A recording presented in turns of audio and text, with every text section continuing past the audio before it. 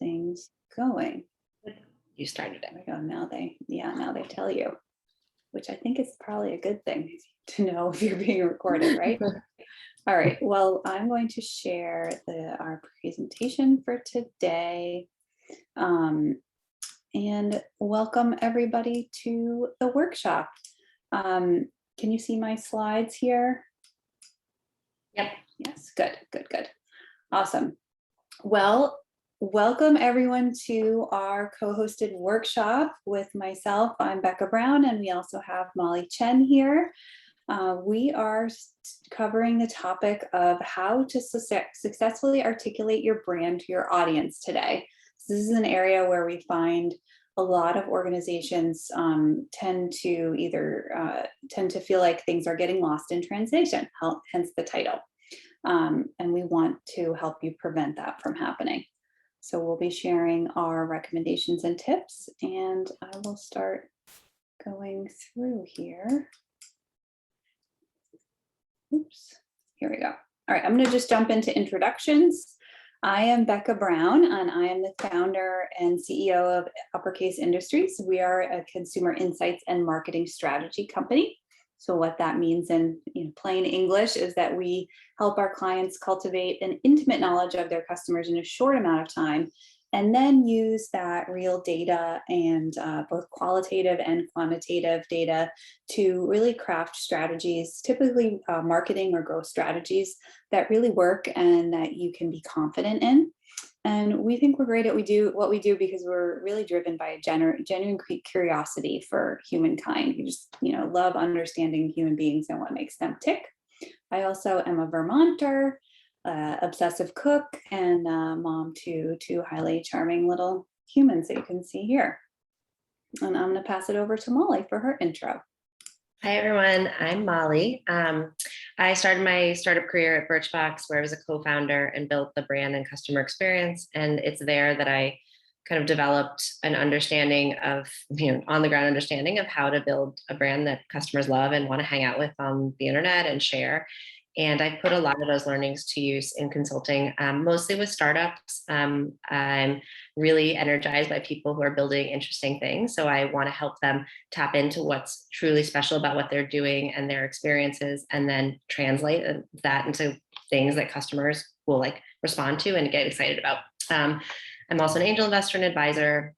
I have a little newsletter where I sometimes, every once in a while, I'll share recommendations. And I live in Brooklyn with my husband and two kids, who are second child Finn is not in this picture. And many of you who know me know how much I love food and just general all things life optimization and fun. Becca and I have known each other. We just realized not 20 years, no, 15 years. I think 15, yeah. 15 years, a long time. We met in previous lives where, magazine and food world lives. Thank you, Karen. Yeah. Molly, why don't you drop your, you should drop your newsletter link in the chat so folks can sign up. We'll send it out in an email as well. That'll be good impetus to send one this week. Yeah. So on the topic of introductions, we'd love if you all could introduce yourself and share 3 things in the chat. We'd love to know where you're logging in from, something you're hoping to learn today, and what your business is or what industry you're in. So we'll give a second for that. We have lots of fascinating people. For those of you who submitted to be our featured company today, we did a little bit of research on some of you already. So Molly and I know that we have really cool people here.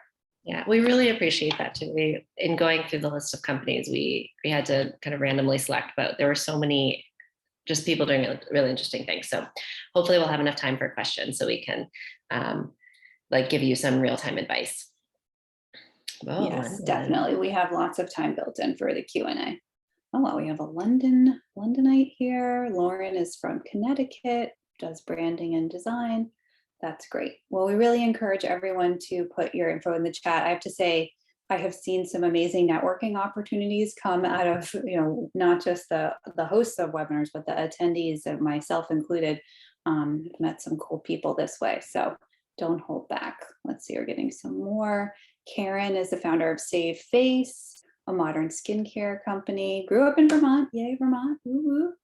Now you're in warm Atlanta. And then we have Ashley from Mahala Eyewear. Exciting. Catherine from Food Gifting. Better for you food brands is what I live for. Yeah. We have Sarah. Hi, Sarah. Ooh. Good to see you here. Jenna, Curator. Rafa. My husband, Rob, is a very avid cyclist and loves expensive cycling gear. So has a strong appreciation for Rafa. Exciting. And then Nicolette, also from Vermont. I have seen some of your materials about Livresse. I'm excited to shop there myself.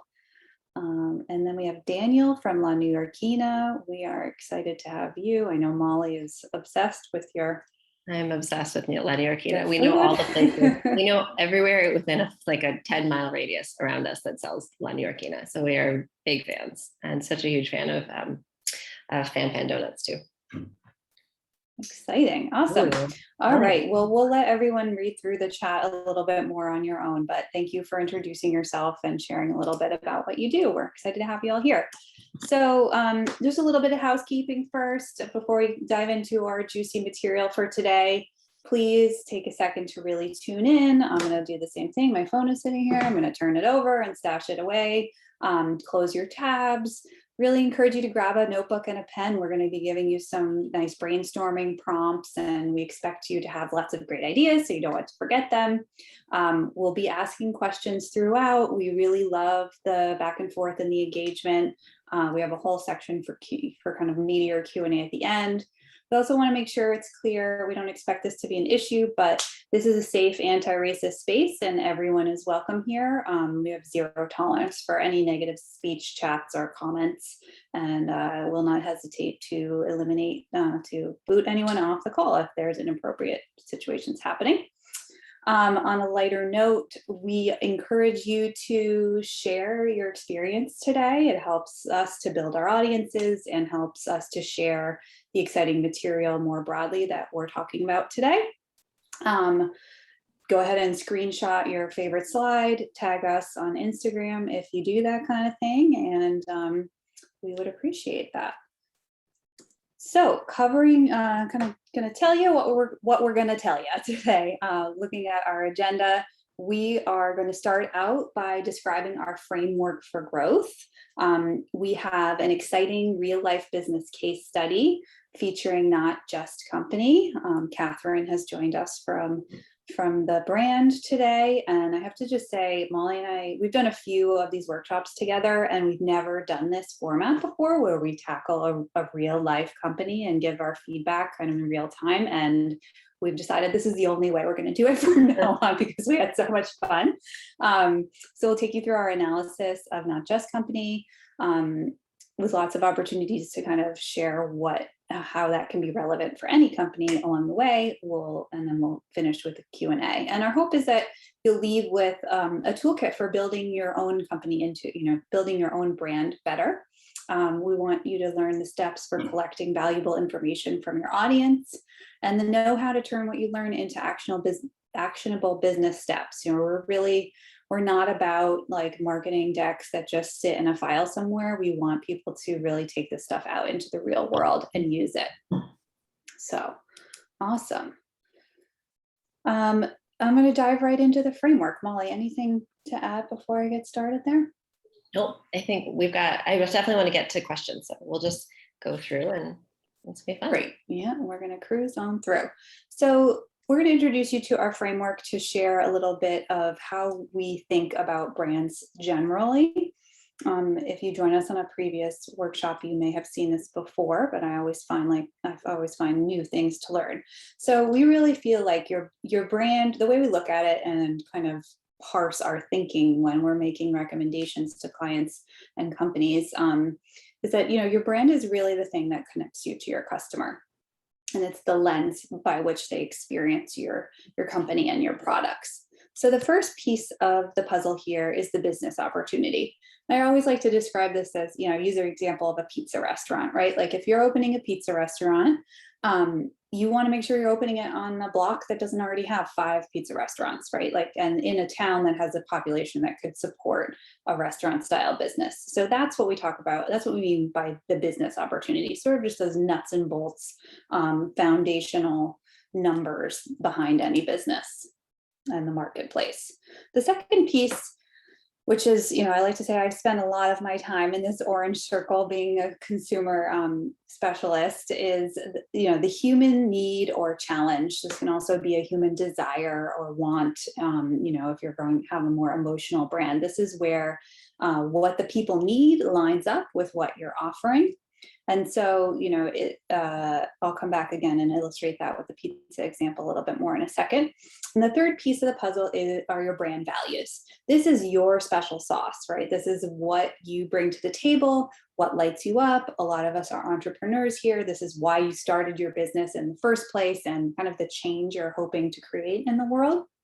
And what we find is that a lot of folks really get stuck in this green circle. You're driven by your brand values, by your passion for what you do. And sometimes we can kind of like go off a little bit into the deep end there, right? So back to the pizza restaurant example, let's say I wanted to start, a classic Italian DOC style pizza restaurant, and I am like obsessed with dough. And I've traveled to Italy to learn my dough, and I just really could nerd out on dough all day long. But what if my customer actually is much more into like the cheese and sauce side of things, right? Or, they want different flavors on their pizza. If I spend all my time talking about dough and they don't care about dough, then I'm over here in this Venn diagram on the top. I'm not overlapping, and I really need to be here. So what we're going to talk about today are the ways that you can make sure that what you're shouting out from the rooftops is really something that your customer is interested in hearing and is relevant to their life. So hopefully that is clear, and we'll come back to that again. Another way of saying this by the ancient wise man Aesop himself: if you try to please all, and you will please none.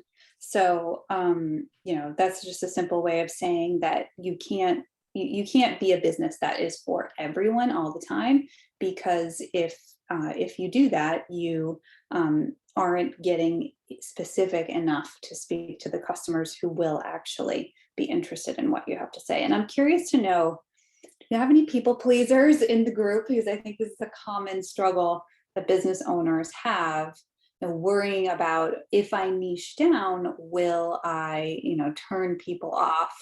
Yes, I'm seeing lots of yeses. Good. This is normal. It is a normal way to be. I have dealt with this struggle myself, helped many clients through it.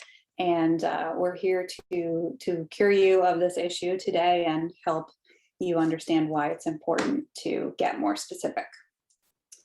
So let's see this in action. We're going to dive into our real life example here. First, we want to give a really important shout out to all the amazing companies that submitted. I can tell you that Molly and I had a lot of text messages where we were very sad that we couldn't pick everybody. It was difficult. We went with just a random selection in the end. We really want to welcome especially the people who were brave enough to submit their companies to be analyzed in real time. But really anyone here, if you want to drop your company Instagram or website into the chat, you have, we have about 30 potential customers here that you can do a little mini marketing to. So please go ahead and do that. Yes, please do. And we, this is definitely an audit focused on one brand, but the learnings are really applicable to most brands. And even thinking about what Becca just said, this idea of being everything to everyone. I mean, I struggle with this in my personal and professional life, is we're here to help you feel empowered to not dial back things that are important to you about your brand or your value proposition, but to understand where they sit in the hierarchy of what's important to your customer and how to kind of wield them effectively. So some of it comes down to prioritization and also framing. So we are going to work really hard to make sure all the learnings are applicable to all types of businesses. Oh, I love seeing all these businesses pop up in the chat. Yeah, this is Lots great. of things to shop. All right, great. Awesome. Well, thank you, everyone. And so for today, we are focusing on Not Just Company. And this is a East Coast based company that provides sauces, plant-based sauces and meal starters. And we'll kind of dive into that description a little bit more in a minute. And we have Catherine Smart here from the brand today. Thank you, Catherine, for joining us. We'll bring you up for some Q&A in a little bit. But we asked Catherine in her own words to describe, what do you do? So here's where we're starting out. She says, we make meal starting, multi-purpose, plant-based pantry staples. And as she mentioned in her comment, that is certainly a mouthful, but it's very descriptive and gives us a lot to go on right from the get-go. And who are you for? Busy working mothers who appreciate delicious, healthy food and are overwhelmed by the weeknight dinner grind. And I think this is a picture of Catherine right here. And an adorable little small human. So I'm going to turn it over to Molly to share our analysis of how it's going. And just before I do that, I want to say that our feed, we saw lots of great things with this company. We do have obviously recommendations to help you grow, Catherine. Please take this feedback as loving and supportive. I think it's very vulnerable to have your company kind of picked apart in front of a group of people. So, again, this is a safe space, and we hope our feedback is taken as such.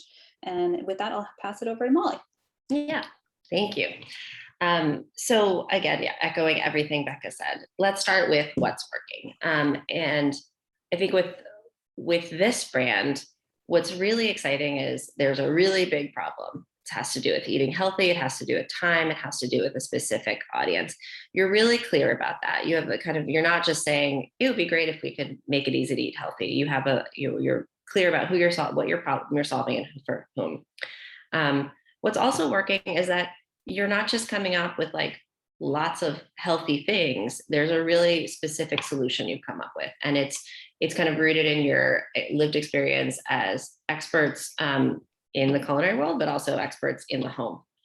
So you kind of have this unique lens on it. It's really clear, even from we're mostly on your website and your product pages and your Instagram. There's a strong commitment to adding value. This is a brand that cares. That comes through really clearly. You care that the product is great. You care that your customer is supported. You care about the things you're putting out there in the world. So there's a lot of kind of thoughtfulness to it, and also a lot of content, rich and useful content. You're not just leaving your customers out there to figure it out on their own. And then most importantly, it's a product that people really love. I've tried this product. It's very tasty. Highly recommend. And I can see in your reviews and your testimonials that people really like it. I think there's a lot of room to grow there, but having a product that people love is a very important place to start. So we can go to the next one. Becca's driving. What's also working, the site and kind of your Instagram, kind of the quick snapshot of it reads for parents, family, kind of multiple people, and healthy. So it's kind of getting across those things that are really important to the brand. The tone is supportive and fun and self-aware.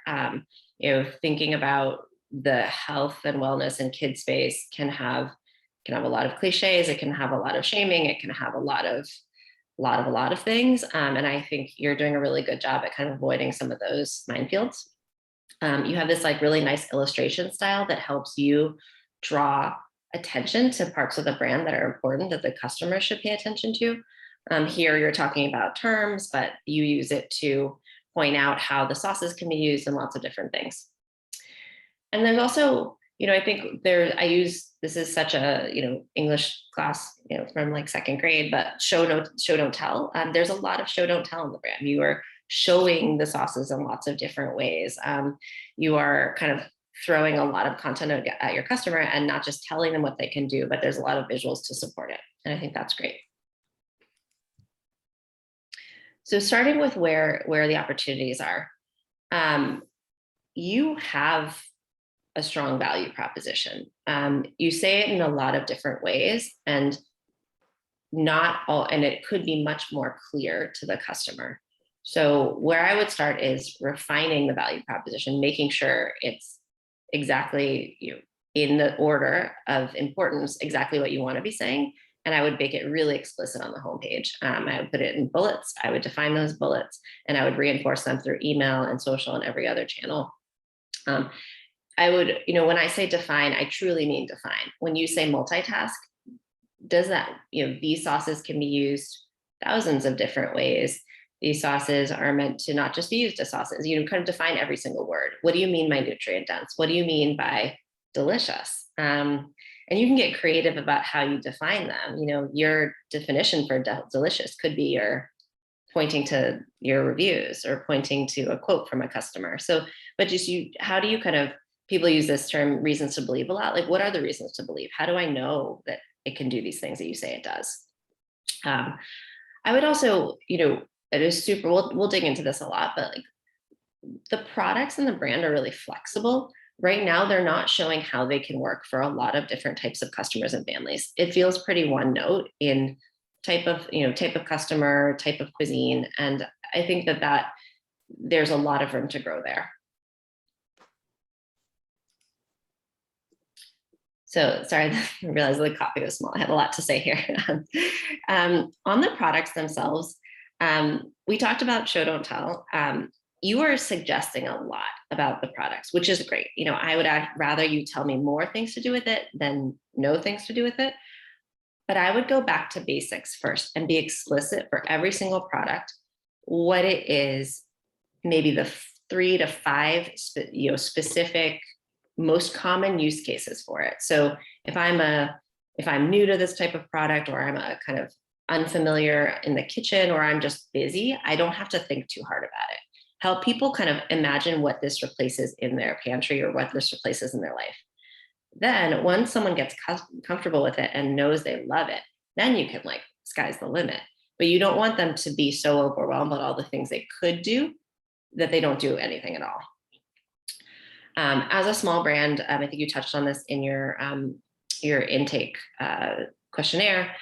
You're doing a lot. I would take a huge step back and use your resources wisely and think about everything you do specifically from a content perspective, making sure it relates to the product and adds value to the product. I think of it a lot. It's like your product and your value proposition are right here, and you want to make sure your content stays really tight to that and then kind of pulls out. So an interview with someone who's interesting and maybe happens to use the sauces is pretty far out here, unless it's adding value to the products in a really specific way. And I have some ideas about actually how that could be a way to reinforce the value prop. But you dial back the amount of content you're doing, make sure it has a clear value, make sure you're not skipping over the basics of why not just exists, how the customer should think about it. Really reinforcing that value proposition with every piece of content you're creating. And this is also, on the clarifying part, coming back to definitions, really clarifying all the messaging. And I would say that what you can do here is not, this doesn't have to be you and your co-founder sit in a room for an hour and come up with a definition. It could be that. It could also be a conversation with your customer and introduce that idea to them. Say, I know you did this with, I think you did this with Clean in one of your Instagram posts, but saying, why plant-based? And asking them to tell you how, or either asking them to kind of reflect on that and how it relates to their life and how they eat, or saying why you've decided on plant-based and why this is a springboard for the brand. But really being clear in every single one of these brand terms you're using. Again, showing who this is for. If you have a specific view on what type of cook this is for, what type of cuisines, that could come through clearly. But if this is meant to be kind of for everyone who has this pain point, then you could be doing more to show that, whether it's beginner, intermediate, advanced, or people who are fully plant-based to omnivore, or people who kind of cook new American versus cook lots of different types of cuisines. Becca had a real question. We were texting. She said, how do I start a meal with caramel? But actually, we found the answer to that, right? We did. We found the answer, but I want that to be, I was wanting that to be almost like right on the jar. Yeah. I found it digging through some Instagram or blog content. So, that will help people and it was a great answer. Like it was that the answer was that caramel's not just for dessert. You have savory and sweet applications of that sauce. And I was like, oh, wow, like that's so exciting. I didn't think of that. But you want your customers to see that, right away, and then dig into those, more like you can go deeper later on with lots more ideas, if that makes sense. You just want to show a couple of easy ways in the beginning, and then Yeah. go deeper later on. That actually is one thing I like every brand I've ever worked with or talked to is a suggestion is just if you're thinking about what to talk to the customer about, I would start with FAQs or the things that might be top of mind to them. Like I love the FAQ site of any website. I think it's the most interesting, it should be one of the most interesting places because you can get into these questions that customers might have in their head when they pick up your product or that come through in your customer support. And it's fun to put those out. I would put that on an Instagram post. I would just have a whole like series of real questions. Yeah. So recommendations, kind of a high level recommendations fall into two big buckets. The first one is clarity. I've said it a couple different times, but what I would start with is doing a quick audit. Where are all the different places that you're explaining what you are and what you do and why customers should care? That's just a good exercise in and of itself. And then think about, is this what we want to be saying? And could we be saying it in a more specific and clear way? Focus on you don't have to audit every single word on your site. I would focus on like the hello moments, your homepage, your packaging, your mailers, your Instagram bio, and then if you like a welcome series in your email. So that's like the biggest kind of like first touch points. Obviously, if you're doing like ads and stuff like that, that's another place. Using so what as a lens for everything, all your messaging. I would say this extends to product as well, but for messaging, when you're talking about something, really having that conversation with yourself. We do X, so what? So the so what means why are you uniquely qualified to speak to this? What is your unique perspective about this? Why should someone care? And I really think like there's so much in your experience that you've brought to this product that could come through more clearly and more specifically. If you're talking about an avocado toast, like literally everyone in the world is talking about avocado toast. That example is probably a little more 2018, but why are you talking about it? What unique lens do you have to bring to it? It could literally be that you've made 10,000 avocado toast, but like, I want to hear that. I don't just want to hear that you have a recipe for it because everyone has a recipe for it. So, and that kind of leads to the third point, which is, you are two women with like very, interesting kind of rich backgrounds on the professional side. I would bring that to bear more on the brand because that is a differentiator to all the other great CPG brands that are just good products, but maybe are not rooted in this like professional experience. Like I love this. It is probably too small for people to read, but Catherine, you're talking about literally like private chefing and the things that you would do in people's homes. And like there's something really interesting about that, like democratizing that in a little bit of a way. Okay, I'm at time, so I'm going to go faster. I'll go the next one. Yeah, I think we're fine. All right. Take your time, Molly. So the second bucket is excitement. What I like about the brand is that it's a really good, it's not a blank slate, but there's a lot you can do around the brand because the brand is so flexible. It's kind of clean and modern, but it doesn't have a ton of personality. And I see that personality in the captions, in some of like the funny things you're doing. Like I can tell there's the energy I'm getting is not precious. It's like a little silly and kind of self-aware.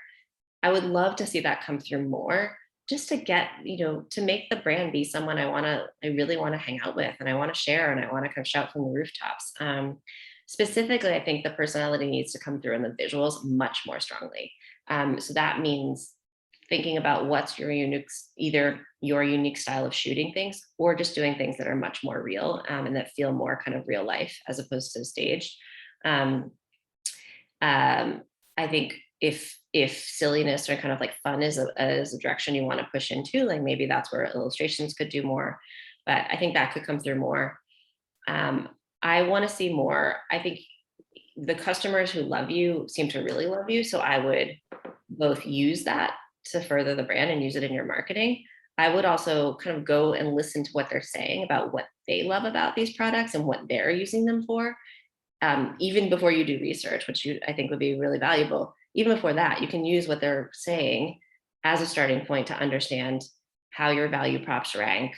When you say something, what comes back to you? Like when you say multitasking, what do they say? When you say plant-based, what do they say? So understanding kind of how things are getting translated. Yeah. You can even, just a quick side note there, you could, if you have a document with testimonials, there are free word cloud generators online. You could Oh, that's a literally great just take your whole batch of customer testimonials, put it in a word cloud and like use the top words. It makes sure that those top words should be in your homepage headline, in your Instagram bio. You could do that. And that's a great tip for anyone here. That is such a good tip. I'm going to use that. One big one is to adjust to parents rather than moms. Both of us are moms. We're also parents. I preferred to be spoken to as a parent rather than a mom, but even beyond me, the goal is to we don't want to diminish the pain point of mealtime and the fact that a lot of times the mom or the woman in the house is doing it, but it is about creating a brand that feels like it welcomes a much broader audience in, and that no one's walking up and feeling like, oh, I don't belong here because I'm not a mom. So I think that is also important in the visuals to kind of show that as well.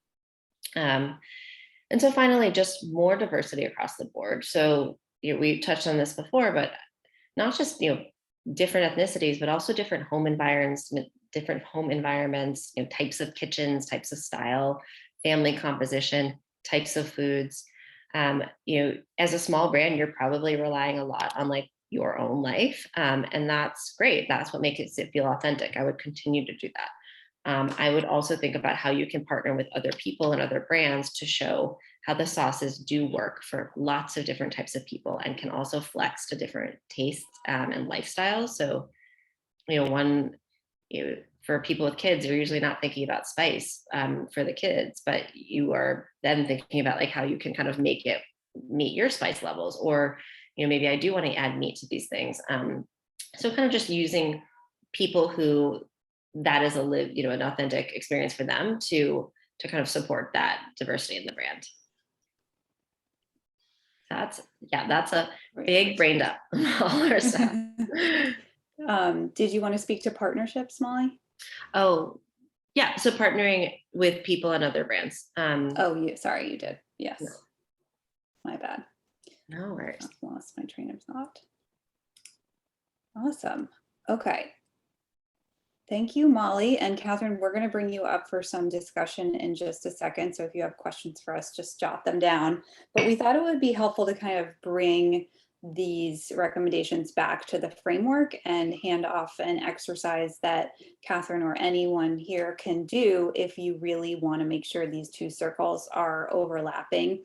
And specifically, we think that this will help not just company in the areas of clarity and excitement, really honing in on that clarity and helping to decide like where we want to infuse the excitement into the brand. So it really starts by asking two basic questions. So, and we think, we see these as being in kind of the customer circle and the brand circle of our framework. So first we're asking, what do parents need or want? And then we're going to ask, how are we uniquely qualified to solve it? So Molly and I have just a couple, we're going to lead you through a mini brainstorm here, but we recommend, getting out the notebook and taking, half hour to an hour to really dive deep into this, either with your business partner or on your own or whatever your preferred method of brainstorming is. So And we're also curious, if folks in the chat have more ideas. So, if we just basically tackle the question of like, what do parents need and want? It's a lot of things, right? We have a lot of needs and a lot of wants. So one could be time. We need inspiration to come up with things to eat. We need food. Literally, we need food to eat and stay alive. We need childcare probably to help us take care of our kids. So you can see, I think you get the point. Like we're starting out very broad, and this can be a very broad exercise, right? Like just really get everything out there. And probably a lot of these things are gonna fall over here in the circle. They're not going to be in the overlapping area, but then we'll hone in on them in a minute. So we might need entertainment, nourishment, and maybe we do need plant-based food. So those are just a few starting points. If folks have other sort of issues that they care to share in the chat, we'd love to hear those. And so then what we do is sort of the so what exercise for each of them. So, it's pretty table stakes to assume that, all parents need more time, right? But like, what do we need that time for? There are lots and lots of things. Maybe we need it to work. Maybe we need more time to play. Maybe you need more time to cook from scratch. And so, really kind of double clicking on each of these topics, specifically plant-based food. Do we want plant-based food to eat because we think it's better for the environment? Do we want plant-based food to eat because it's for our health?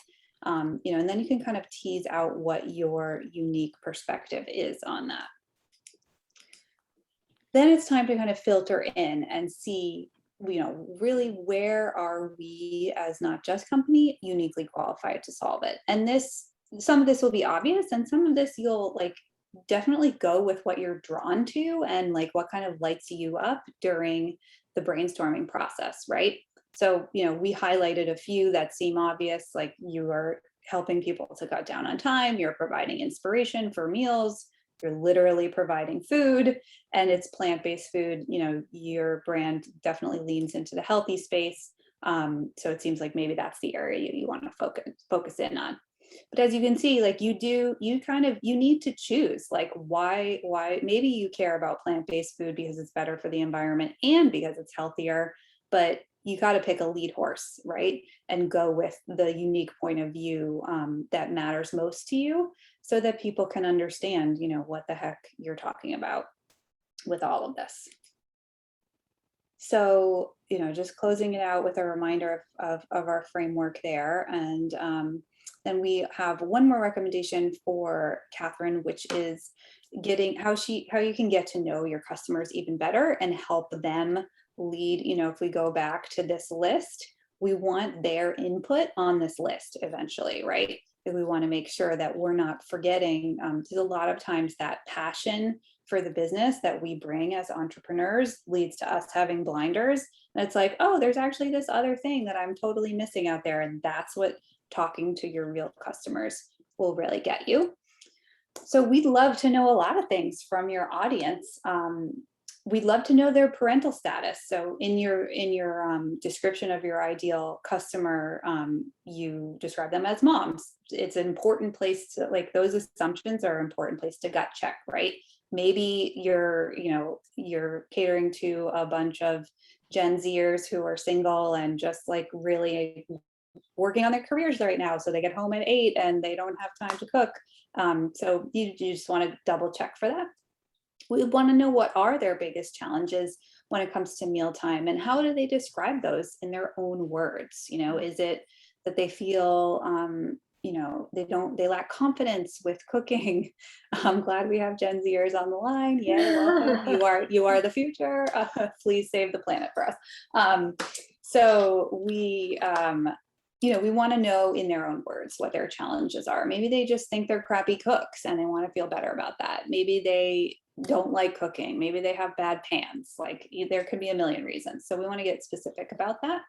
And, on a kind of data note, I want to say that like you'll get a lot of answers, but what we look for are themes, right? Probably 3 to 5 themes will bubble up to the top. When you do these type of questions. And so, it's okay if there are a lot of different answers, but I promise you will start to see themes as you read through them. And so, what else? We also want to know, what do they think of when they think of Not Just Company? Are they already convinced and bought in that plant-based food is or can be tasty? Or is that a real area of convincing that we need to do some heavy lifting on? We want to know what they typically make with the products, when they make it, what are their go-tos meals in general, outside of Not Just Company. What other pantry staples or kind of meal starting products do they buy? Where do they buy their groceries? Are they a farmer's market shopper? Or are they more of a Costco junkie? That is going to tell you a lot about their lifestyle. And then we'd also like to know what their approach is to healthy eating. And also a great question to ask is, what else would they like to see from us? That can help lead into your product innovation. And so we recommend starting with a survey. We know resources are constrained. You have a small team. This is a new company. And so we love this methodology to getting quick consumer insights back. We're going to share with everybody our guide to getting 3 easy steps to getting valuable feedback from your audience, which is a little guide on how to actually go ahead and write your first customer survey. So everybody will get that link emailed to them. But basically, it's putting together 20 to 25 questions. We just gave you a great head start on what questions you would like. What questions to put on there. And probably the most important piece of advice here is to block time on your calendar. If you're going to put the effort into getting a survey out there, you want to make sure you're actually reviewing the results and building in time to take some action. So it doesn't have to be, you'll probably be overwhelmed with everything you learn, but really narrow it down to 3 action steps that you take based on what you learned from the survey, and then go from there. And then, 3 months, 6 months later, you do another survey, you pick 3 more things. And so it's an iterative process that in the end helps your business grow by leaps and bounds. We also, just as a side note, in case you're wondering how to get started, always recommend SurveyMonkey as the survey fielding tool. It's very easy to analyze. So, all right, well, we want to welcome Catherine up.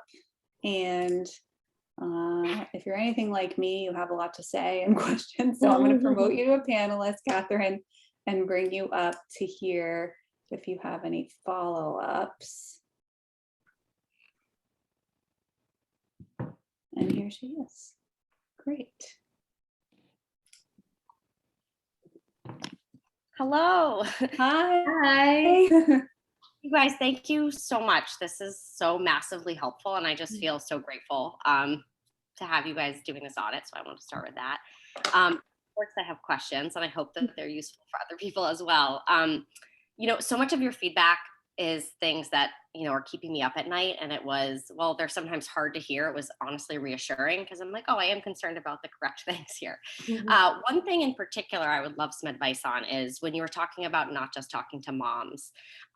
This is something that from the beginning of the journey, my co-founder and I have been like, we don't want to be another mom blog. Something I say a lot is, I don't want to be like a 1950s version of the TV dinner. Like there's a massive problem that women are in charge of caretaking, and I don't want, to perpetuate that. A lot of the feedback we got, and maybe I just wasn't reading into it enough, is like, you need to be so specific in the beginning of who you're talking to. So I almost begrudgingly was speaking to moms. So I would love any insights that you guys have on how to balance that of understanding it is mostly women, they're doing most of the caretaking. How do we make them specifically feel seen and heard while also being inclusive? Great question. Hi. I'll start there, but I know, Becca, you have some thoughts too. So one thing I do think it's really important, Becca and I were talking about this, it's really important to be specific about who you're speaking to. But I think that there's a difference in being something that caters to, there's a difference in like being being a company that's built for moms and thinking only about mom things, as opposed to speaking to people who happen to in their life be in charge of things. And that is because maybe they're a mom. Like, I think that's like a subtle difference. I think part of this is also just like being the brand you want to build. I think like, there's from the business side, it's making sure you're kind of creating a world where people walk up and they don't feel like they're not, this is not a place for them. You don't want to turn people away. Like we thought about this a lot with Birchbox actually. Like we didn't want to be a beauty brand, but we also didn't, sorry, sounded confusing for a second. We didn't want to be a brand for people who are obsessed with beauty, but we knew people who are obsessed with beauty, of course, want like a box full of beauty products. So we're not saying you, if you love Sephora, go away, but we're also speaking directly to our customer who like doesn't necessarily think of themselves as a beauty obsessive, doesn't think about these products as occupying like this like hobby aspect of their life. So same thing for like, for you, I think there's some small switches. I think just like saying parents over and over and over again, even if people are like hear parents and think mom, I think it's showing more people in the photos and showing kind of everyone being involved. And I think you can also like, I am always interested when brands put these conversations out in the open in a really positive way and talk about the challenges. So that's what I would say. Becca, I know that you had some thoughts too. Yeah, we were talking about how, almost always my advice is to niche down and get more specific. But in this area, I think it's definitely the right move to go beyond moms. It's not like you're providing something that's like a postpartum term, or like you literally have to have birthed a child to consume this product. You're not in that realm at all. So I think the point is that what I like to say is I would lead when you think about your consumer profile and the ideal customer that you're targeting, lead with the psychographic side, right? Like rather than the demographics. So, yes, you're going to be for parents and they're mostly going to be moms. And you should certainly know that, and it can be baked into the brand. But you, like Molly was saying, I loved how you just described that. Like you're more for the people who are in charge of making dinner.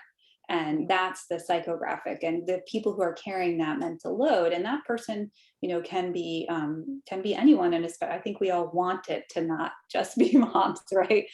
We want a world in where everyone who says, hey, I'm going to step up to the plate and handle dinner has tools to pull from. So I think it is a subtle shift. And I think it is definitely right to niche down and be specific, but I would probably do a round of niching, like focus on the psychographics instead of demographics. That can be kind of lead to a more open and inclusive place.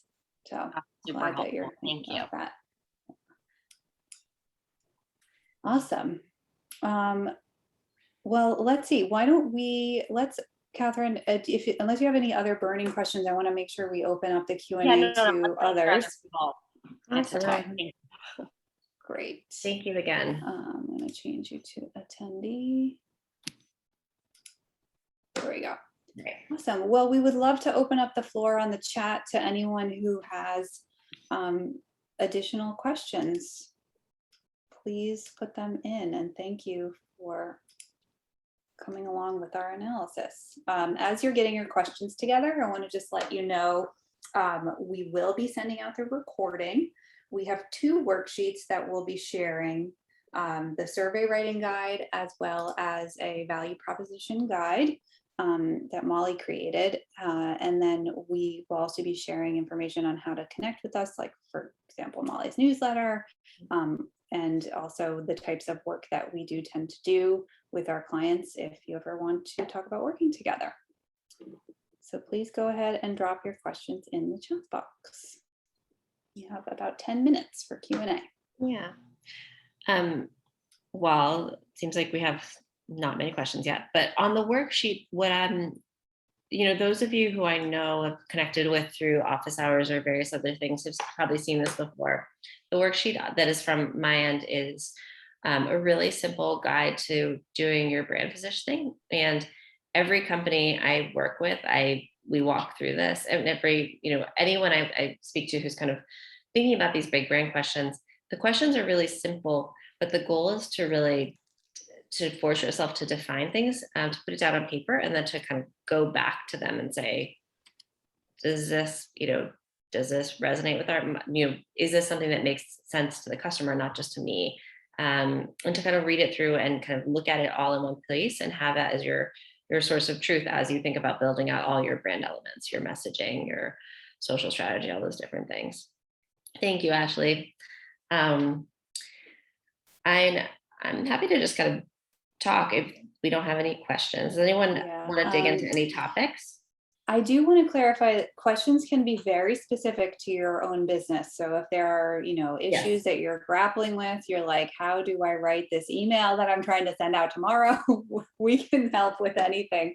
So don't Yeah, hold especially back. Oh, great. Sarah, I was hoping you would chime in, Sarah. Perfect. Okay, so here we go. Sarah says, my business sells a service, making art happen in big public spaces, as well as curation of homes and offices. Can you share insights about branding, lifestyle, and creative? Does it feel somewhat intangible? That's a great question. Molly, do you want to tackle that first and I'll chime in? So maybe just one clarifying. So branding, lifestyle, and creative. So I think I'll answer what I think you're asking. So the idea of like creating a brand around this service that offers your perspective and your kind of curatorial skills.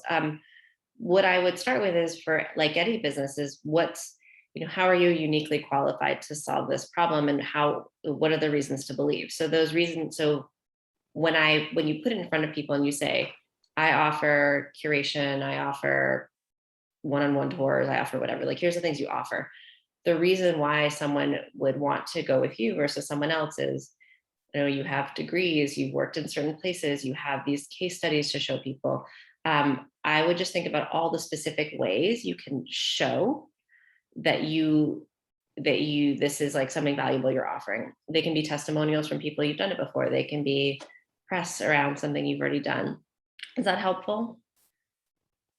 And I know Sarah has a really impressive background and career in this, so definitely this is the time to really lean into that expertise.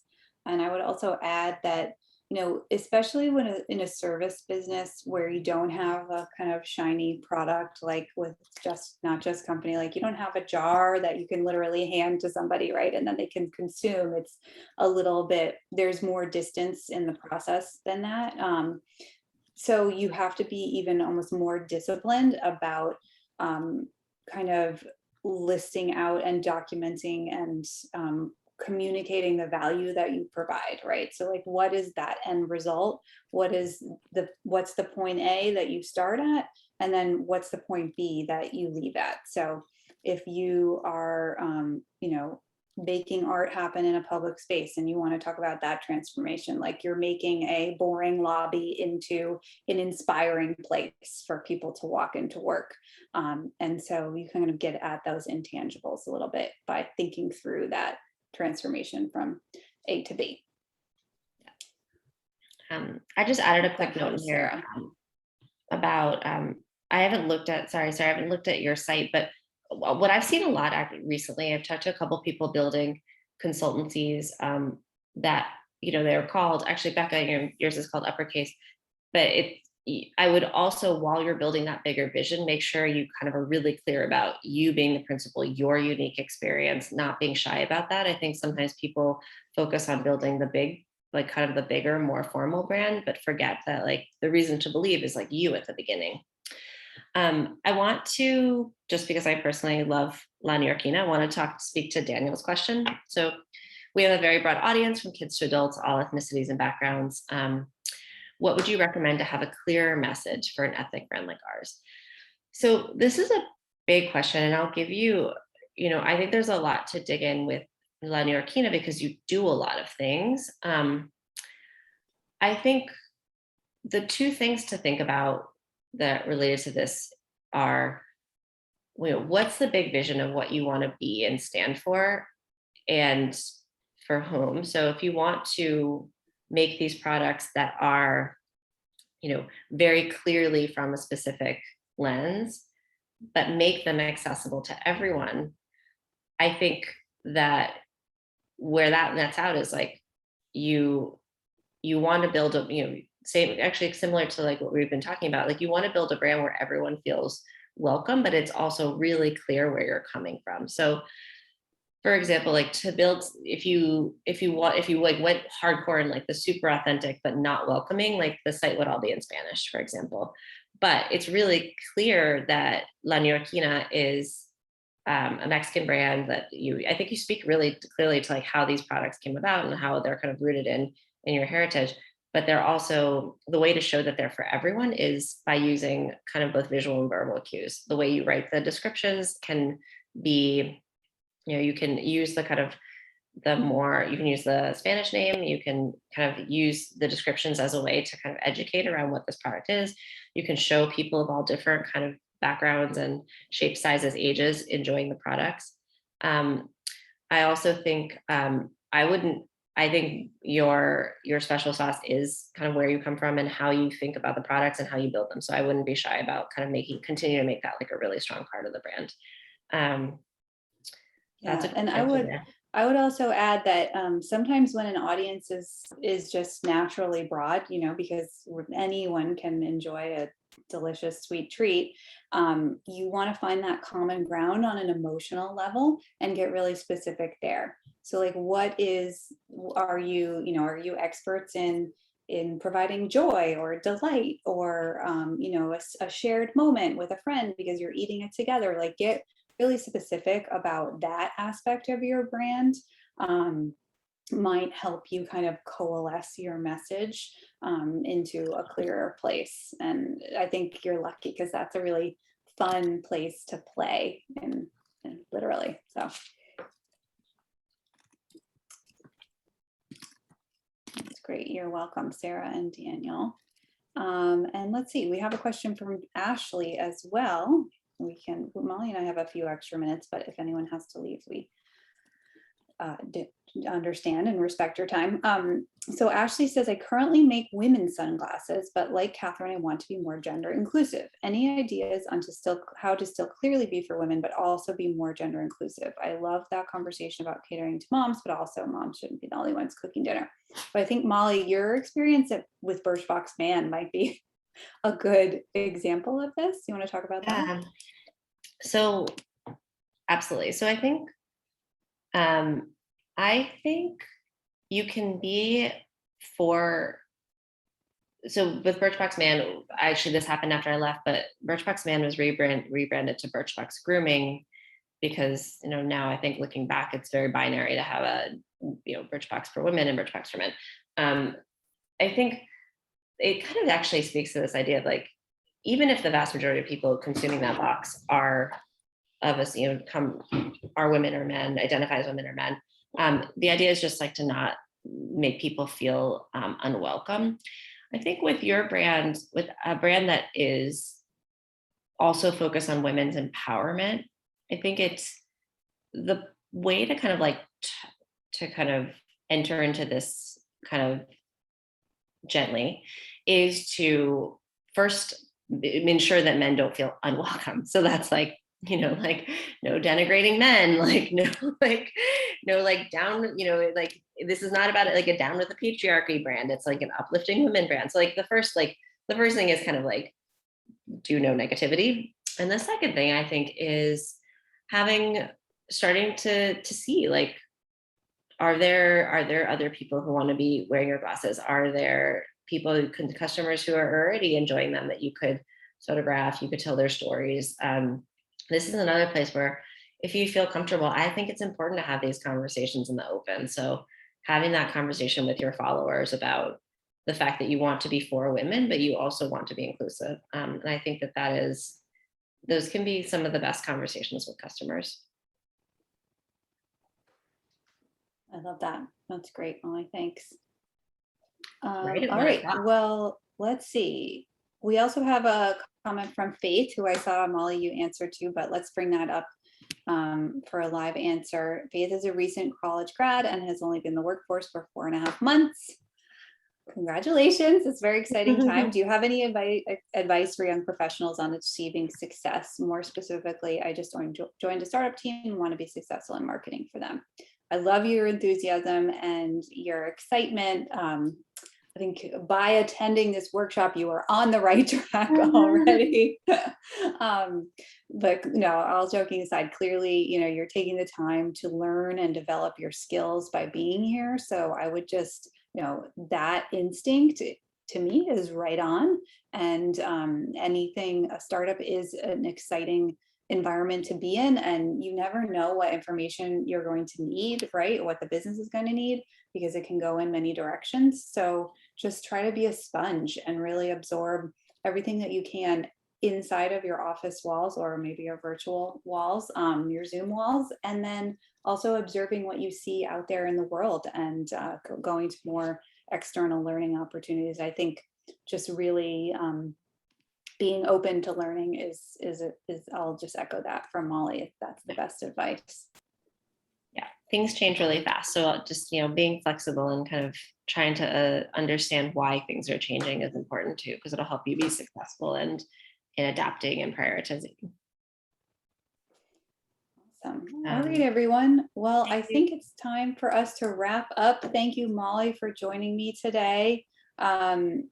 Sharing my email there for any questions, and we'll get right back to you all. Like I said, we'll follow up with the recording and those resources that we spoke about.